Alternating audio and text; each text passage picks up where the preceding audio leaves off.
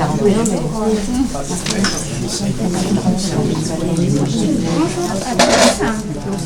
à tous. Bienvenue à l'atelier des allergies respiratoires et gestion de l'environnement et ITA. On va commencer par se présenter. Donc, moi, je suis Virginie Sagorin. Je suis infirmière en référente en éducation thérapeutique asthme du nourrisson, de l'enfant, de l'adolescent et de l'adulte au sein de l'unité d'éducation thérapeutique du TEP de l'hôpital de Melun, le groupe hospitalier Sud-Île-de-France. C'est dans le 70. Et donc moi je suis Géraldine Bégard, donc je suis conseillère médicale en environnement intérieur et sécurité. Ah oui, c'est pas un micro pour parler. Ah oui, c'est pour enregistrer. Ah, oui. Bah oui. Alors, du coup, donc c'est un atelier, donc on va quand même un peu aborder comment on fonctionne, nous, au sein de notre unité, pour vous faire un retour d'expérience de ce qu'on propose dans la gestion de l'environnement auprès des patients asthmatiques. Et on vous présentera des outils pédagogiques, puisque c'est le sujet du jour, des outils pédagogiques, et puis la formation qu'on propose sur ce sujet. Et ensuite, on va jouer, parce qu'il faut pratiquer dans les ateliers. Voilà, donc on va commencer Géraldine, la spécialiste. Alors on fait juste un petit rappel avant d'introduire le sujet, juste on replante le décor. Est-ce que vous savez pourquoi donc on s'occupe vraiment de cette pollution intérieure et de la gestion de l'environnement, notamment dans les pathologies, mais aussi d'ordre général? Pourquoi cette pollution intérieure est plus importante et plus néfaste pour la santé? Des idées? Je vous inspire. Déjà, on n'a pas tout à fait conscience que notre air intérieur dans la maison peut être polluant. On pense toujours à la pollution extérieure, les voitures, les odeurs, les ordures. Mais on ne pense pas que chez soi, on pense tout bien nettoyer, que ce qu'on peut utiliser pour nettoyer, certaines autres choses sont des polluants et des facteurs Vous direz qu'il y a beaucoup de polluants chez nous. Ah, énormément de polluants. Même dans une maison qui se d'autres suggestions? On y passe la majorité du temps, notamment la nuit où on est censé se reposer. Donc si on est gêné, voilà. On y passe beaucoup de temps. Ouais, dans la chambre. Ok.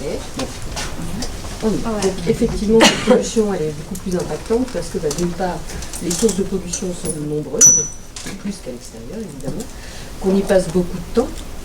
Alors on y passe beaucoup de temps chez nous, parce que déjà on y dort, mais globalement dans les espaces clos aussi, les bureaux, la crèche pour les enfants, l'école.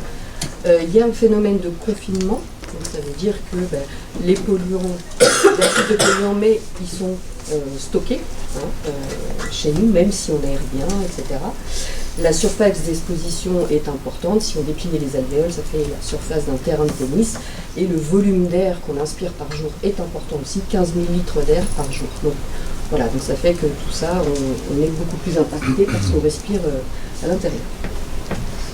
Petit test aussi, à votre avis, quel est le plus impacté par la pollution? Vous êtes sur le périph', vous êtes en voiture, il y a un automobiliste, il y a un cycliste et un piéton. À votre avis, lequel est le plus impacté par la pollution? Alors on a un petit... Vous allez pouvoir dégainer vos téléphones car nous avons un QR code que vous allez pouvoir scanner. Ça peut marcher de cette distance. C'est un peu long là. Ça marche pas. Alors remontez un petit peu le QR code parce qu'on voit que le bas n'est pas tout à fait visible. Je pense que c'est ça qui bloque. Oui, on perd une partie. J'ai un plan B, voilà. C'est mieux. Il est entier. Maintenant ça passe, on se met bien.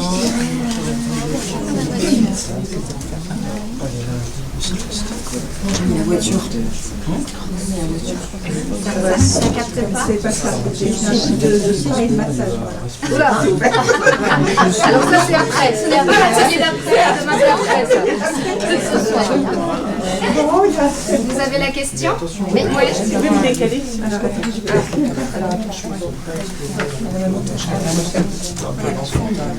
Du coup, on va vous laisser encore 5 secondes. Ça y est. C'est bon, tout le monde a... Alors, votre cœur balance pourquoi la personne dans la voiture. C'est moi de voter. Alors,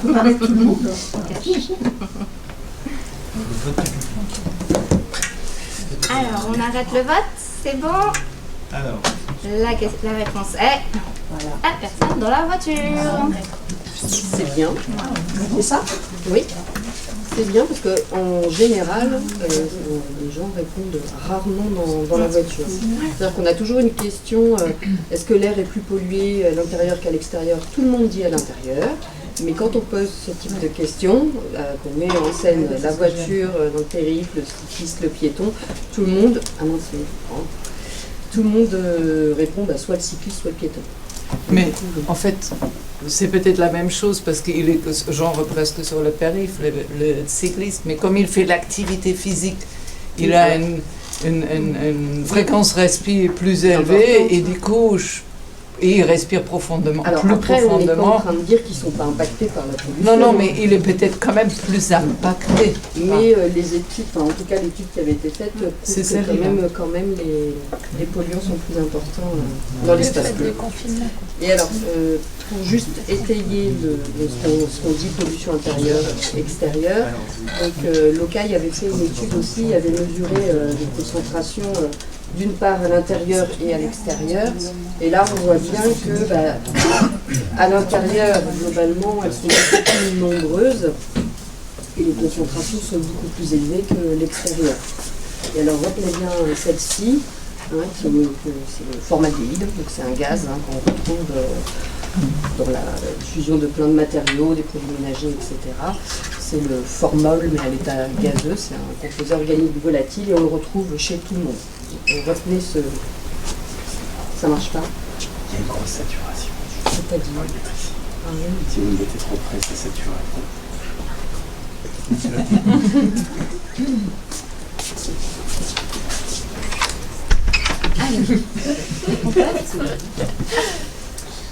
Et alors voilà, on voulait juste aussi, avant de vous décrire ce qu'on fait, c'est de vraiment planter le décor par rapport à des paramètres qui vont être très importants dans la gestion de la qualité de l'air intérieur et notamment par rapport au discours que vous allez avoir vis-à-vis de vos patients avant d'aller réduire les produits ménagers, etc. chez eux. Déjà s'assurer que ces paramètres-là sont bien respectés parce que si vous respectez ces 4 paramètres, vous réglez 80% de la qualité de l'air intérieur. C'est-à-dire une température, ni trop chaud ni trop froid, un système de ventilation qui fonctionne bien, donc avec des bouches d'extraction, des grilles d'entrée d'air qui ne sont pas bouchées l'hiver et qui sont nettoyées 1 à 2 fois par an, un taux d'humidité contrôlé entre 40 et 60%, qui correspond à un air ni trop sec ni trop humide. Un air trop sec, c'est pas confortable pour les voies respiratoires. Et un air trop humide qui n'a pas d'impact sur les poumons, mais par contre va avoir un impact sur les bronchies et générer des moisissures. Et puis les habitudes d'aération. Donc ça, c'est vrai qu'on a encore souvent des gens qui aèrent peu, surtout l'hiver. Là, j'ai encore une maman qui aérait 1 fois par semaine et encore. Donc ça, c'est vraiment un geste tout simple à dire, mais qui est vraiment essentiel, surtout l'hiver.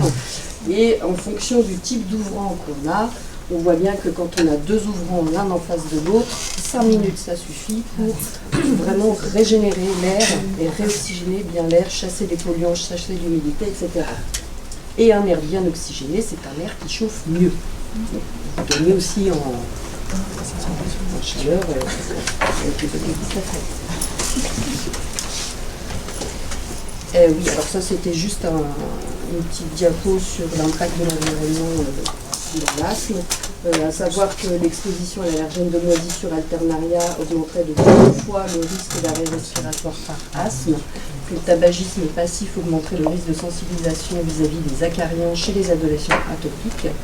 L'exposition au formaldéhyde favoriserait la polysensibilisation aux pneumo-allergènes et le risque de sensibilisation serait multiplié par près de 20 chez les sujets sensibilisés au chat plus tabagisme passif plus présence de double vitrage. Présence de double vitrage parce que phénomène de confinement et donc concentration plus élevée de tous les polluants, qu'ils soient biologiques ou chimiques. C'est pas pour un double vitrage, c'est le bon de ventilation. Et du coup, les méthodes d'éviction globale sont intéressantes parce que quand vous intervenez auprès d'un enfant asthmatique allergique aux acariens, on ne va pas que donner des recommandations sur les allergènes d'acariens, mais on va tout regarder.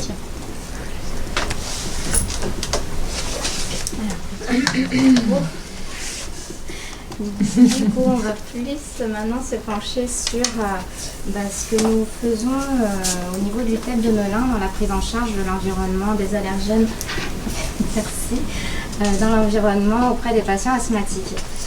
Donc une fois qu'ils arrivent dans le programme d'éducation thérapeutique asthme, du coup, bien sûr, on fait un bilan éducatif partagé.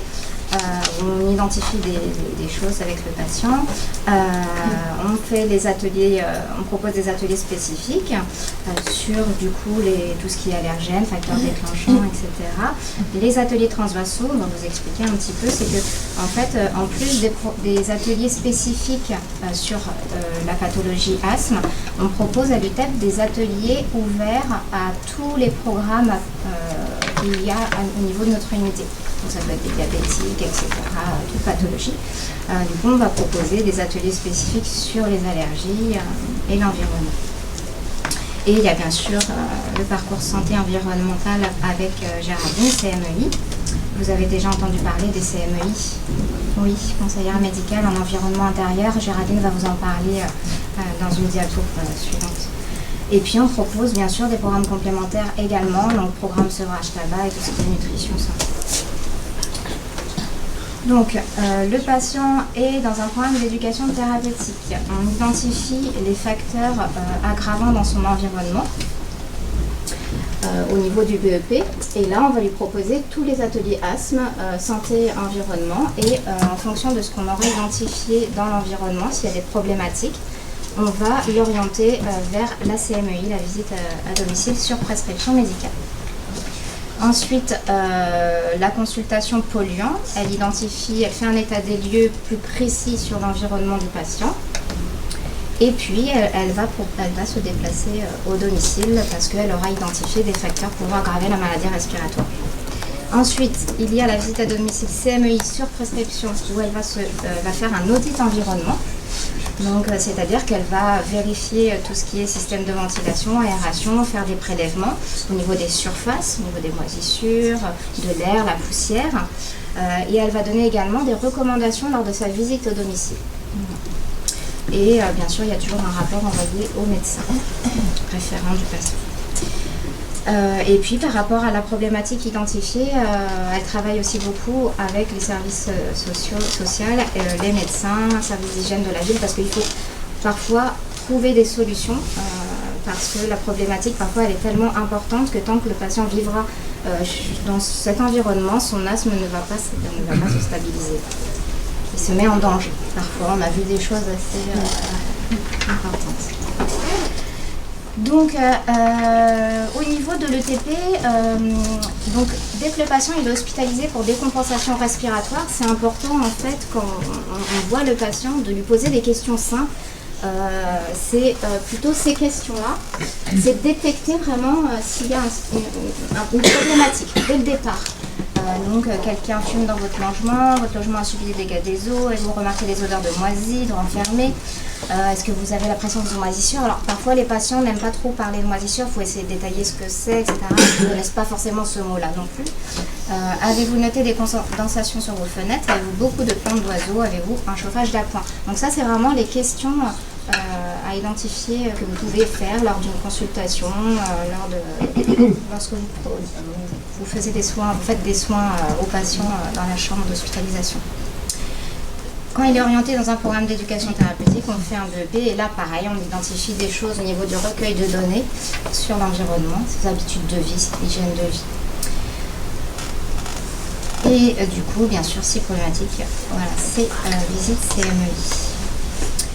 Au niveau de l'ETPASM, on propose également bien sûr des ateliers spécifiques. Donc ils vont atelier facteurs déclenchants et éviction, parce que c'est important d'identifier ces facteurs, mais aussi de mettre en place des actions de prévention et d'éviction de certains facteurs.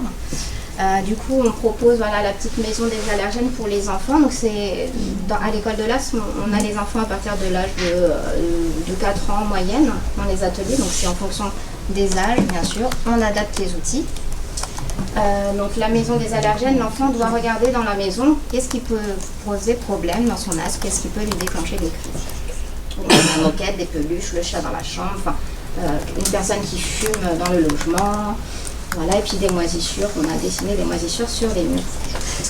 On a créé des jeux, l'As de l'asthme junior pour les enfants de 7 à 10 ans, où là, par l'intermédiaire de jeux qui ressemblent un peu au Pictionary, dessiner, mimer, deviner, ils doivent faire deviner l'allergène et donner au moins 3 mesures d'éviction pour remporter la manche. Et on a fait pareil pour l'adolescent, à l'As de l'asthme pour les plus grands. On a aussi le logement où ils doivent entourer, en fait, alors les enfants ils aiment bien aussi, avec un feutre, ils font ça avec leurs parents, ils doivent identifier tout ce qui peut être polluant dans l'environnement du logement. Et puis bien sûr on a des cartes de facteurs déclenchants et des cartes actions pour donner les mesures d'éviction. Donc, on a également dans les ateliers transversaux l'atelier Les allergies et moi, qui est animé avec un allergologue qui travaille à l'hôpital de Melun et à Créteil, où là on va plus cibler l'allergène respiratoire. Voilà, et on va parler des allergies croisées et de la désensibilisation. Donc ça c'est proposé pour les parents d'enfants asthmatiques et les adultes asthmatiques ou des patients allergiques, diabétiques, BPCO, etc. Géraldine, du coup. Alors dans les ateliers transversaux, donc ce qu'on appelle transversaux, donc c'est-à-dire qu'ils sont ouverts à tous les programmes d'éducation thérapeutique, quelle que soit la pathologie. Donc sur l'environnement spécifique, on a ouvert 4 thématiques, 4 ateliers qu'on a formalisés en cycle, c'est-à-dire qu'on propose aux patients d'assister aux 4 thématiques. Évidemment, si c'est pas un 4, c'est pas grave, mais au moins 2 thématiques. Le but, c'est d'avoir un maximum d'informations, d'avoir un regard un peu en hauteur sur toutes les expositions au quotidien qu'on peut avoir. Et le patient, ça lui permet de faire des choix un peu plus éclairés, en sachant que voilà, on ne peut pas aller vivre dans une grotte, mais voilà, si je peux enlever celui-là, par contre celui-là c'est compliqué, mais par contre je peux enlever celui-là, celui-là, celui-là. Donc voilà. Donc on a un atelier qu'on fait avec le jeu des pollulaires qu'on va vous présenter tout à l'heure, vraiment sur les polluants en général, sous forme de jeu de plateau.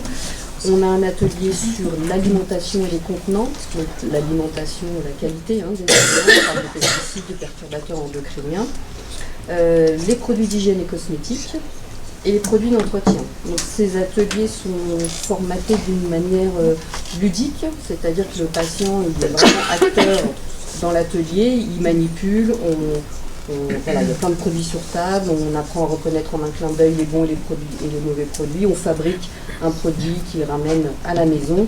Le but c'est qu'il soit vraiment acteur, qu'il sache où sont les problèmes, les solutions et que ce soit transposable directement dans son quotidien. Donc ça lui facilite un peu la vie, on ne rajoute pas quelque chose de compliqué dans son quotidien parce qu'il a déjà sa pathologie à gérer. Et donc en général, ils changent tous au moins, voilà, on leur demande, en début d'atelier, on leur demande de réfléchir tout au long de l'atelier à 1 ou 2 actions qui seront sûres de changer. Et comme il y a un levier qui est très intéressant, c'est le levier économique, parce que en changeant ses habitudes, on fait des économies, donc du coup c'est un super levier par la même occasion. Alors ces ateliers, donc, ils sont aussi des fois complémentaires à ma visite. Donc la CMI, où je vais intervenir directement au domicile du patient sur prescription du médecin. Donc c'est vraiment pour être les yeux du médecin pour que je puisse faire une photographie de l'environnement du patient pour l'aider à améliorer son suivi et à comprendre en tout cas les symptômes qu'il peut avoir. Donc je peux réaliser des prélèvements de poussière dans l'air, sur les surfaces, etc. par rapport aux moisissures. Et puis je fais un compte rendu avec des recommandations à appliquer. Je fais un suivi après à 6 mois, 1 an, où je rappelle le patient pour savoir est-ce qu'il a pu mettre en place les recommandations qu'on avait discutées, est-ce qu'il y a eu une modification sur ses symptômes, est-ce qu'il y a eu un impact. et s'il a été satisfait, s'il a appris des choses, etc. Et qu'est-ce qu'il a modifié, ou ce qui n'a pas pu être modifié, qu'est-ce qui a été bloquant. Là, c'est souvent les problèmes de travaux où ils sont dépendants des bailleurs pour modifier les choses. Ouais. Et donc, au niveau du bilan qu'on a effectué, on a 64% des patients qui ont eu une baisse des symptômes, dont 55% suivaient en parallèle un programme d'éducation thérapeutique. Donc c'est vraiment l'association des deux qui a vraiment un impact très bénéfique. Parce que il y a vraiment du sens et une application globale de C'est difficile de faire intervenir un cerveau. Alors après, ça dépend où on est, où habite le patient. C'est vrai que c'est pas encore une offre qui est... Il y a des zones où il y en a un peu plus. Il y a des zones où il y en a plus. Voilà, ça c'était juste une petite, un petit panaché de ce qu'on peut trouver chez les patients. Et du coup, c'est vraiment ce que je remarque, c'est qu'entre ce qu'ils te disent en consultation et ce qu'on voit chez eux, il y a souvent un... et en consultation, j'ai toujours une question, parce que je les vois avant en consultation, avant de venir pour un peu planter le décor et savoir où je vais aller, prendre du matériel de prélèvement, etc. Et j'ai toujours une question sur les produits d'entretien. Je leur demande toujours, est-ce que vous utilisez plus de 5 produits d'entretien? Tout le monde me répond, non. Mais ils ne se rendent pas compte aussi, c'est leur quotidien, donc voilà, ils n'ont pas la même vision. Après, ces trucs sont stockés, peut-être pas utilisés, hein, comme on fait tous, hein, on ne le jette pas, ou ça ne sert à rien, mais ils l'utilisent peut-être vraiment que 5 ans. Mais ils ont 5 ans. Ouais. Après, c'est surtout les parfums, ça je suis vraiment étonnée qu'ils continuent de les utiliser, même s'ils ont des symptômes, en fait. Il y a une patiente qui me disait quand elle se mettait du déo, elle partait en courant de la salle de bain parce que ça faisait tousser. Mais elle n'avait pas changé son déo. C'est rigolo. Tu as donné la bicarbe, c'est ça? Le bicarbonate. Oui, ça marche bien. Et puis, bien sûr, malgré toutes ces évictions, toutes ces évictions, si jamais les symptômes respiratoires persistent, bien sûr, le patient consulte son médecin et là, en route pour la désensibilisation, donc l'ITA, immunothérapie allergénique. Vous connaissez, je ne m'étale pas sur ce sujet, c'était juste parce qu'il voulait aussi qu'on parle de cette thématique dans l'atelier. Est-ce que vous connaissez toutes l'ITA? Oui. Et du coup, on va jouer. Donc voilà, donc comme on vous disait en début de présentation, on utilise un outil pédagogique qui est très intéressant dans un de nos ateliers. Et on a mis en place une formation pour former les professionnels de l'ETP à avoir un atelier clé en main avec cet outil, où on offre l'outil dans la formation. Et voilà, juste vous présenter ce jeu qui, alors c'est vrai qu'on trouve ultra polyvalent, on peut l'utiliser de plein de manières différentes, avec un public assez large. Et que vous ayez un atelier de 1 heure, 2 heures, 15 minutes, une séquence ou dans une consultation, enfin, vous pouvez l'utiliser, le décortiquer, enfin pas utiliser la totalité du jeu, mais quelques éléments qui vont vous permettre quand même d'introduire cette thématique avec un support et de guider un peu votre entretien. Donc voilà, donc il peut se jouer, le jeu complet, hein, on peut se jouer de manière différente, c'est pour ça qu'il y a plein de manières de l'utiliser, et souvent il y a des programmes qui ont reçu le jeu, je ne sais pas s'il y en a qui l'ont reçu de manière instantanée de l'ARS. Qui a ce jeu-là du coup, déjà? D'accord. C'est l'ARS? Oui, de nous, et puis nous on vous donne en formation, et après c'est une association qui le fait. Et du coup, vous l'utilisez, du coup, comme il y a trois personnes qui l'utilisent, est-ce que vous l'utilisez dans vos activités quotidiennes, ce jeu? Pas encore. Pas encore? Notre infirmière l'utilise. Moi, personnellement, je ne l'ai jamais utilisé. Mais c'est elle qui fait la police. Elles sont venues en formation ou pas C'est Ophélie. Oui, je crois que oui. Il me semble que Ophélie, elle est venue chez vous à Melun, mais est-ce qu'elle est venue en formation? Oui, je crois que oui. Et en fait, voilà, il y a beaucoup de programmes qui avaient reçu le jeu comme ça. et qui ne l'utilisent pas parce que ils n'ont pas été formés. C'est vrai qu'un outil comme ça qu'on soit, c'est pas évident. Donc nous, on creuse un petit peu la chose pour qu'il soit utilisable et transférable dans tout type d'activité UTP. Donc il y a le mode compétition, il y a le mode coopération, il y a plusieurs, donc c'est un jeu de plateau avec des jetons qui représentent le plateau, comme je l'ai dit tout à l'heure, et des cartes avec dessins, mimes, questions ou vrai-faux. Donc nous au début on n'utilisait pas les cartes mimes et dessins avec les adultes. Je sais pas, on pensait que c'était un peu... on ne faisait pas et au final on s'est mis à le faire et c'est très bien, ça passe très bien et du coup ça fait un brise-glace où voilà, les gens se lèvent, vont dessiner, vont mimer et du coup voilà, ça met une petite ambiance un peu plus détendue. Donc le plateau se présente comme ça. Et vous avez un grand... Alors tous les matériaux qui ont été utilisés pour fabriquer ce jeu sont non émissifs. Donc vous avez un grand plateau qui représente les pièces de la maison. Et vous avez 24 cases avec une couleur pour chaque case. Donc 24 cases qui correspondent à 24 heures pour cette famille qui doit recevoir leur cousine qui est asthmatique et qui doivent arranger la maison pour qu'elle ne fasse pas de crise d'asthme quand elle sera en vacances chez eux. Donc après vous avez des pions polluants, donc qui représentent toutes les sources de pollution qu'on peut rencontrer dans l'habitat.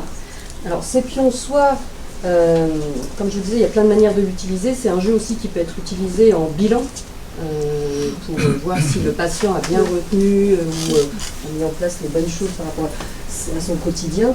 C'est des jetons aussi qu'on peut utiliser en introduction aussi d'atelier pour voir les gens où ils les placent dans les pièces de leur maison ou les enfants, spontanément. S'il prend la cigarette et qu'il la met dans le salon, il se dit bon, il y a un truc à faire. Voilà, et alors nous on l'utilise d'une certaine manière vraiment en jeu, donc on met tous les jetons polluants au milieu. Voilà. On a aussi des jetons solutions par rapport aux différents polluants. Et on a 4 types de questions. Donc en fonction de où le jeton tombe et la couleur qui va avec, donc on va tirer une carte. Donc c'est soit vrai-faux, soit une question, soit on demande de mimer ou de dessiner. Donc tout ça en lien avec le polluant.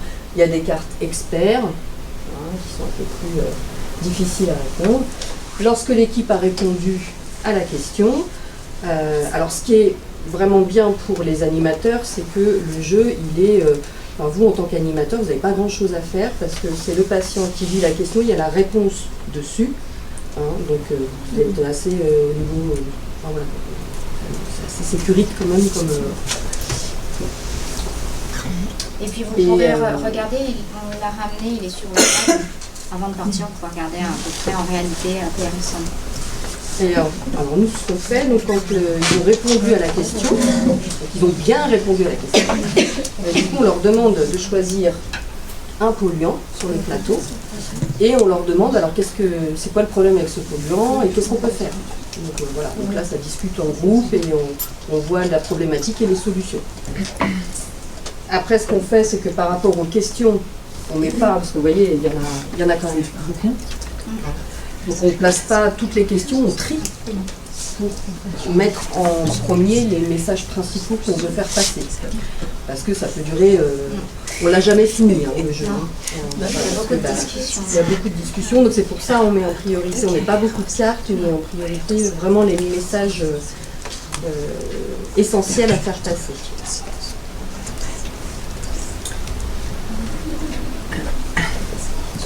Voilà. Et alors donc du coup on propose une formation pour vous former d'une part à animer ce jeu, mais à créer un atelier ou une séquence environnement dans votre programme. Donc cette formation initialement elle était sur une journée et là cette année c'est nouveau, on l'a mis sur 2 jours parce que tous les participants qui venaient nous réclamaient un peu plus de pratique et du coup on l'a basculé sur 2 jours, donc c'est tout nouveau de cette année. Donc la première session, on est sur un module théorique où vraiment on plante le décor par rapport aux sources de pollution. Et c'est là, c'est pour que tout le monde ait le même discours, qu'on revienne sur les idées reçues, etc. Et que vous ayez voilà, des billes pour argumenter et asseoir un peu vos positions un peu plus confortablement par rapport à ce sujet. Et donc après, on vous forme sur le jeu. On vous présente d'autres outils qu'on utilise aussi à l'UTEP sur l'environnement. Et donc, vous partez avec le jeu, la trousse de l'animateur, puis on vous donne aussi d'autres outils que vous pouvez utiliser de manière différente, dont ce que Virginie vous a montré tout à l'heure. Donc voilà, vous partez, vous êtes bien équipés. Cette formation est accessible aux patients, professionnels. Ah si, je pense que si. Oui, mais je pense que, en fait, oui, on est déclaré dans... C'est toute personne qui pratique de l'ETP.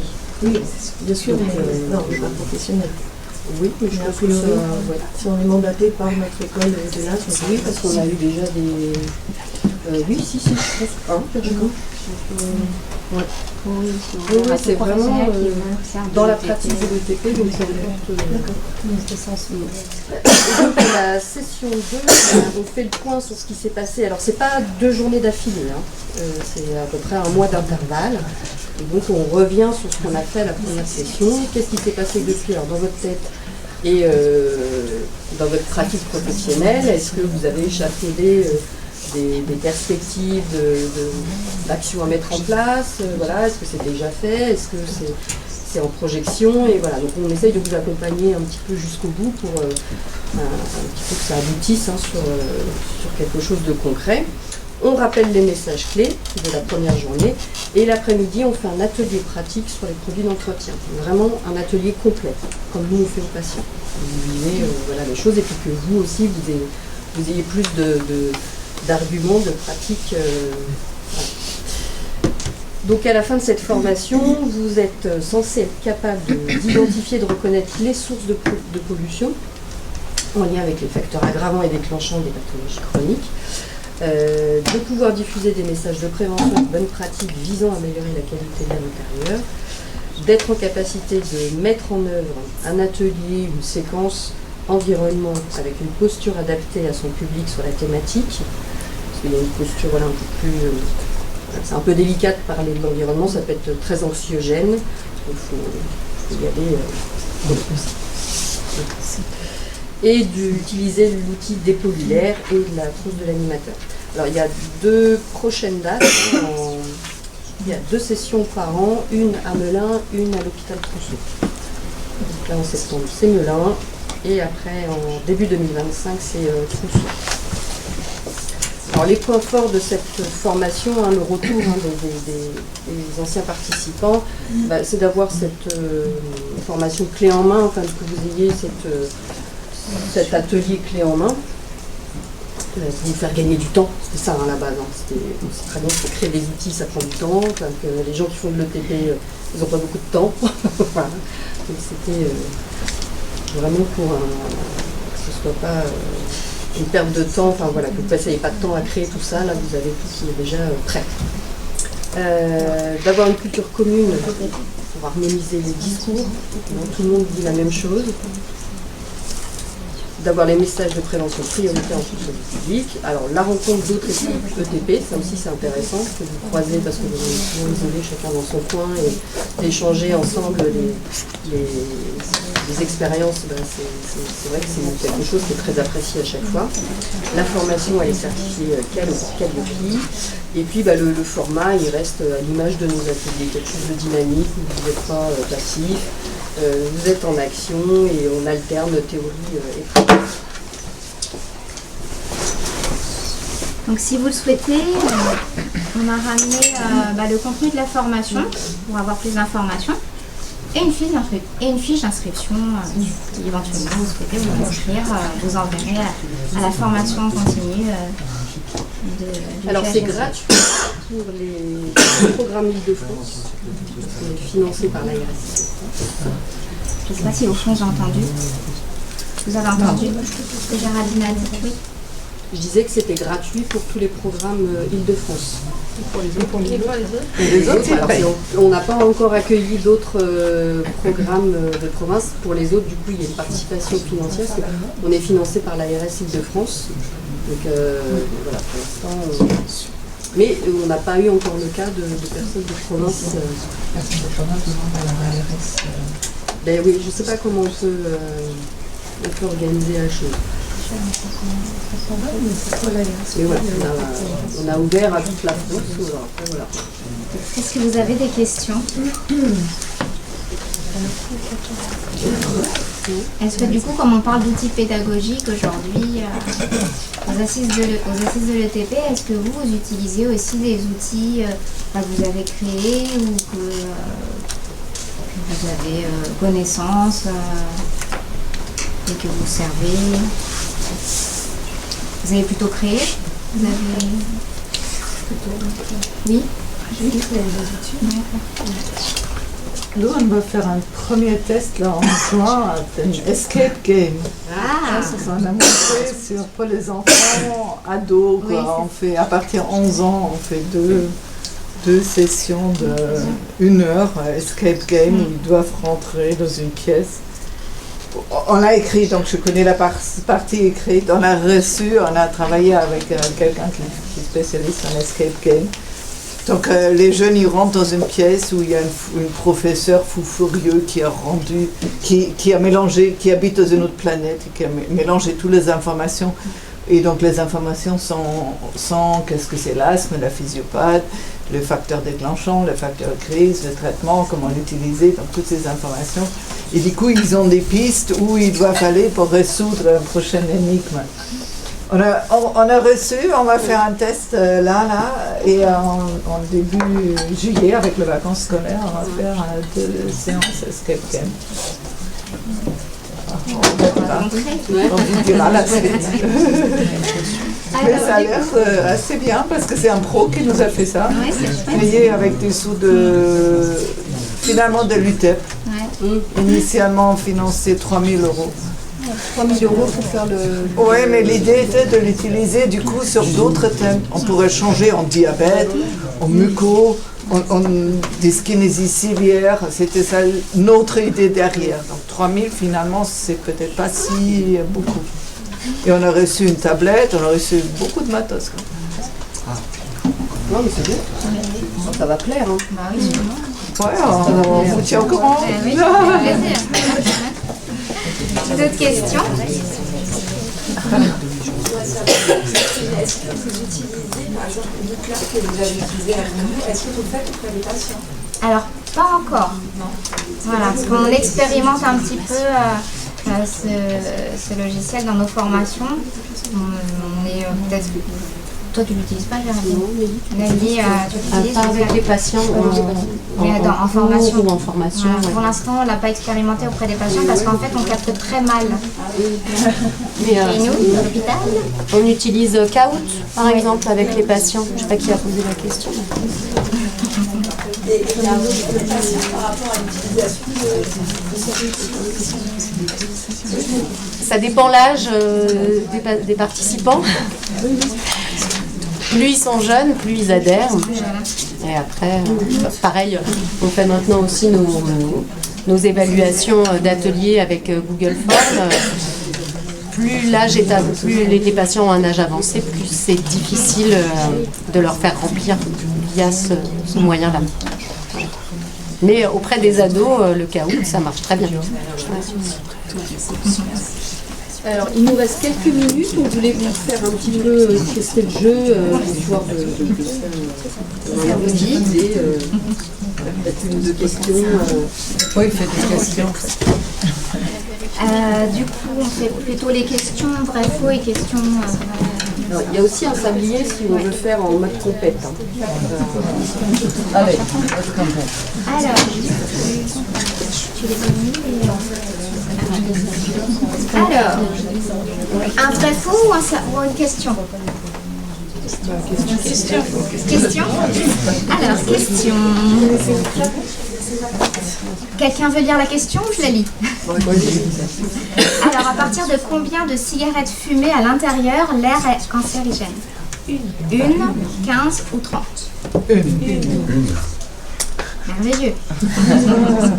Donc la fumée de tabac dite environnementale, du coup il y a dans les cartes, vous verrez, il y a une petite précision sur la réponse en fait.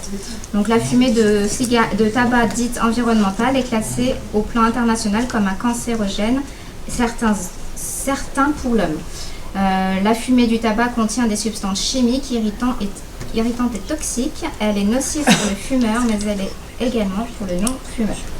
Voilà. Parfait. Est-ce qu'on peut fumer la fenêtre ouverte avec une douche? Non, je pense pas. Donc la fumée s'en va, mais tous les polluants y restent. Et puis, dehors, en étant éloigné de ceux qui... Et puis aussi, parfois les personnes fument dans leur voiture, mais sans la présence d'une personne ou d'enfant. Mais voilà, exactement, le tabac reste. Après, il y a dans l'exhalation, les patients qui fument, les parents, ils disent souvent je fume sur la terrasse. Ils sont tous terrassés à un balcon, je suis étonnée. Mais bon, on leur dit aussi un linge spécial cigarette pour les tout petits, se laver les mains. Oui, mais après, on a fait une étude, mais il y a très longtemps, c'est la nicotine dans les urines. Les bébés, ils ont tous la nicotine dans les urines parce que c'est dans les exhalations, dans l'expiration des...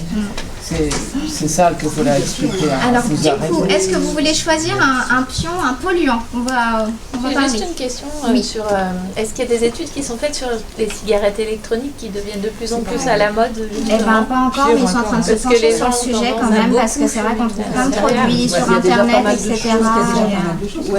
On a une collègue qui est spécialisée là-dedans. Et oui, il y a des choses qui sortent quand même par rapport au parfum.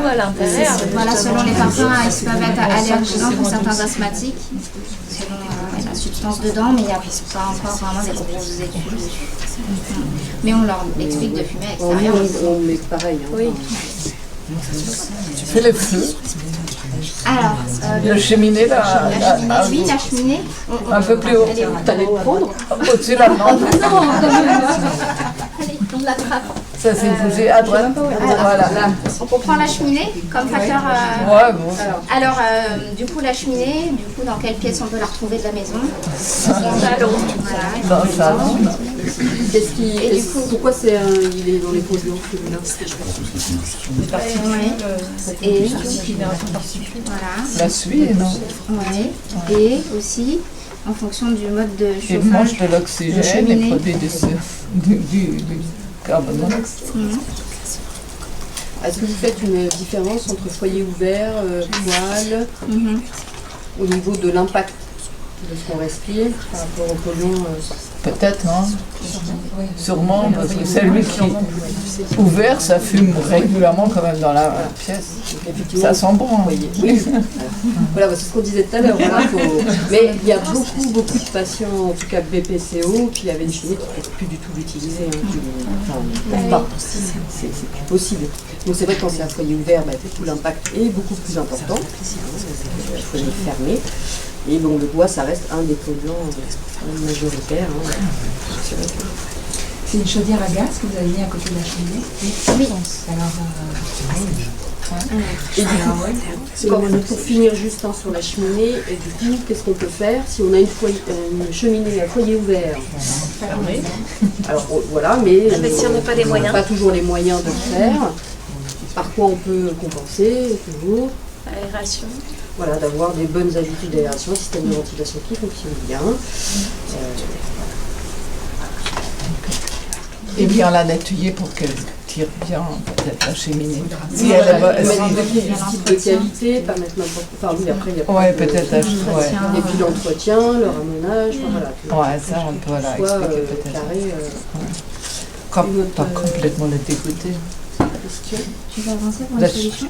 La chaudière à gaz, c'était la question à côté. Ouais, alors, c'est une fuite, oui. La chaudière, oui, c'est quoi le monoxyde de carbone. Voilà. Et du coup, qu'est-ce que aération et révision. Révision, c'est ça que vous avez dit? Révision régulièrement et l'aération.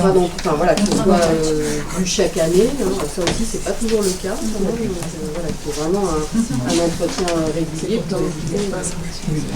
Ben oui, mais là, même chez les bailleurs sociaux, moi il y en a un que j'ai visité, là, ça faisait 2 ans qu'ils n'étaient pas venus pour me rendre ça. C'est obligé, hein, je crois. Bah oui.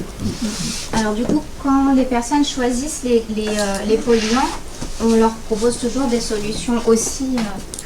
Il y a des pures solutions. Donc ceux-là qu'on peut qu'on garde pas, qu'on laisse sur le plateau parce qu'il n'y en a pas beaucoup et du coup ils peuvent être on peut les prendre pour plusieurs polluants. Et donc ce qu'on fait, c'est qu'une fois qu'ils ont répondu à la question, ils ont bien répondu. Ils choisissent un pion, donc on discute sur le polluant qu'ils ont choisi et ils gardent le pion, d'accord? Et du coup, à la fin, si on veut faire un mode compète, ça peut être, voilà, on compte le nombre de pions qu'on a, c'est celui qu'on a le plus à gagner, voilà.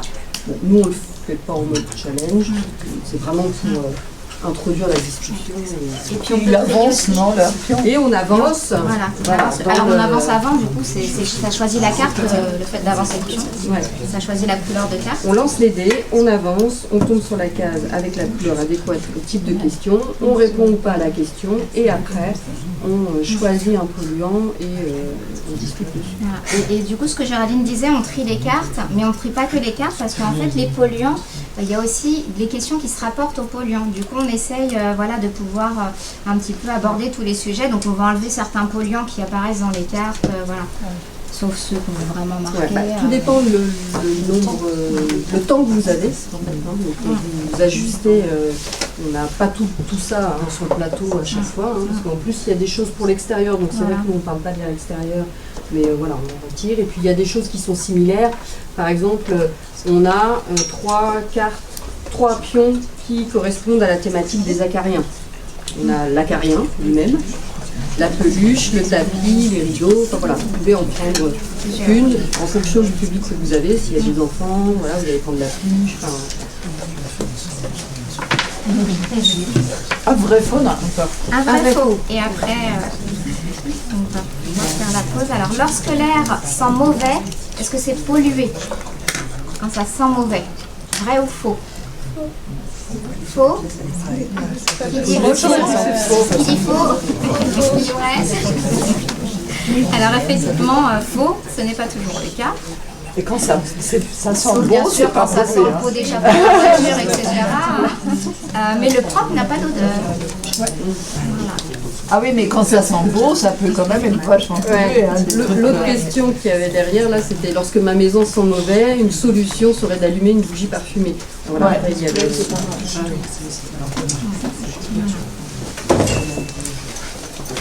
Voilà pour ce premier atelier de ce midi. Je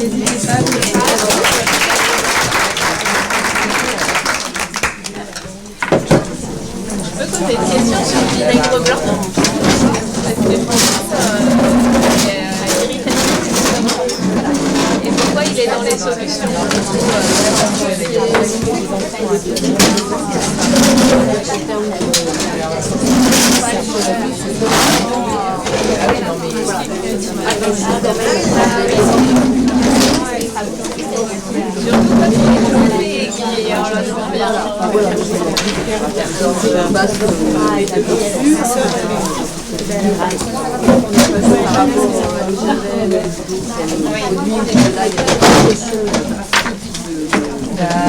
Oui, du coup, là, 14.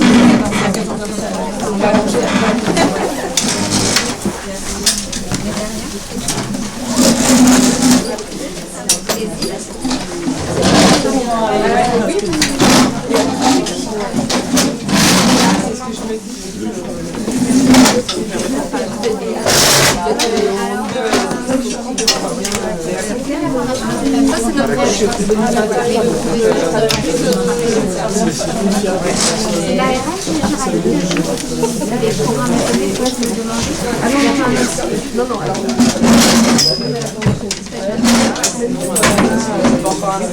c'est une association qui l'ARS qui a sur la télé comme ça. Sinon, Oui, on va Ouais, après, il y a marqué Sur internet, quand vous tapez jeu de vote,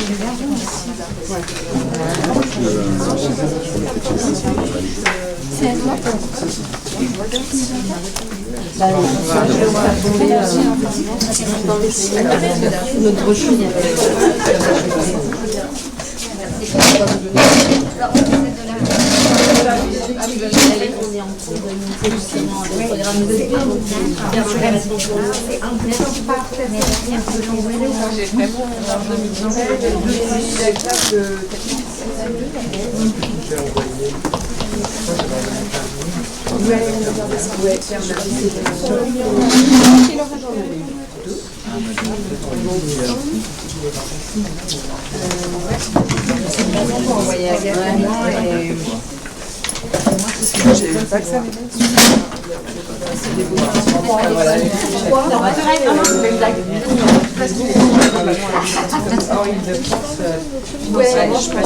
Alors après on va, si on a beaucoup de demandes